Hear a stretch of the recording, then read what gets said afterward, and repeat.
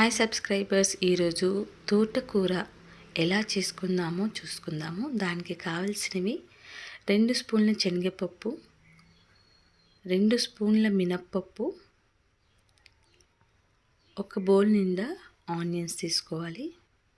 ఒక బాణలిలో నూనె పోసి, మరి ఎక్కువగా నూనె అవసరం లేదు, కొద్దిగా నూనె పోసుకొని అందులో శనగపప్పు మినప్పప్పు వేసుకొని అందులోనే కొన్ని ఆనియన్స్ వేసుకొని చక్కగా ఫ్రై చేసుకోవాలి. దాంట్లో 1/2 స్పూన్ కారం, దీంతో పాటు పచ్చిమిర్చి గ్రైండ్ చేసుకొని ఆ కారమైనా యూజ్ చేయొచ్చు, చాలా బాగుంటుంది. ఉప్పు, మీకు తగినంత ఉప్పు ఇక్కడ వేసుకోండి. ఆకుకూరలో కొంచెం ఉప్పు వేసినా ఎక్కువ అవుతుంది కనుక కొంచెం జాగ్రత్తగా వేసుకోవాలి. పసుపు, ఇవన్నీ ఒకసారి ఇలా కలుపుకొని దీన్ని మనము గ్రైండర్లో గ్రైండ్ చేసుకోవాలండి. ఆకుకూర నరాల బలహీనతకి, కొంతమంది ఏది పట్టుకున్నా షివరింగ్ వస్తుంది, లేదా కొద్దిసేపు కూర్చున్నా తిమ్మిర్లు వస్తున్నాయి అనుకున్న వాళ్ళు తప్పకుండా ఆకుకూర తినడానికి ట్రై చేయండి.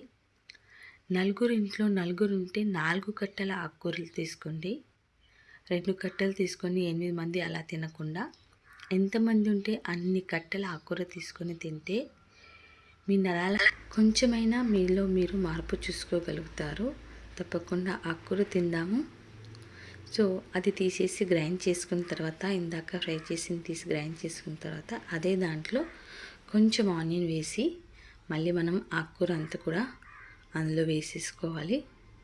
దీన్ని కొద్దిసేపు సిమ్లో పెట్టి మూత పెట్టినట్లయితే చక్కగా వాటర్ వస్తుంది. సో దీనిలో ఎలాంటి వాటర్ కలపడానికి అవసరం లేదండి. ఇలా మూత చూస్తున్నారు కదా, ఇంత వాటర్ వస్తుంది. సో ఇందులోనే మనము గ్రైండ్ చేసుకున్న మసాలా మొత్తం వేసేసుకొని కలుపుకోవాలండి. ఇది చాలా టేస్ట్గా ఉంటుంది. ఆయిల్ ఎక్కువ కూడా లేదు, చాలా హెల్దీ. హెయిర్ ఫాల్ అవుతున్న వాళ్ళు కూడా షాంపూలు మార్చడం అవి చేయకుండా ఆకుకూరలు ఎక్కువ తీసుకోవడానికి ప్రయత్నిద్దాం. అప్పుడు మీ హెయిర్ ఫాల్ కానీ మీ స్కిన్ కానీ గ్లో రావడానికి ఆకుకూర చాలా ఉపయోగపడుతుంది. దీన్ని ఒక 2-3 నిమిషాలు పెరుగులో పెట్టుకున్నట్లయితే వేడి వేడి అన్నంలోకి ఈ తోటకూర వేసుకొని అందులో 1/2 లెమన్ కట్ చేసుకొని ఆకుకూరలో వేసుకొని కలుపుకొని తింటే ఎంత టేస్ట్గా ఉందంటే అంత బాగుందండి. తప్పకుండా ట్రై చేయండి. మీకు నచ్చినట్లయితే లైక్ చేయండి, షేర్ చేయండి, సబ్స్క్రైబ్ చేయండి. Thank you.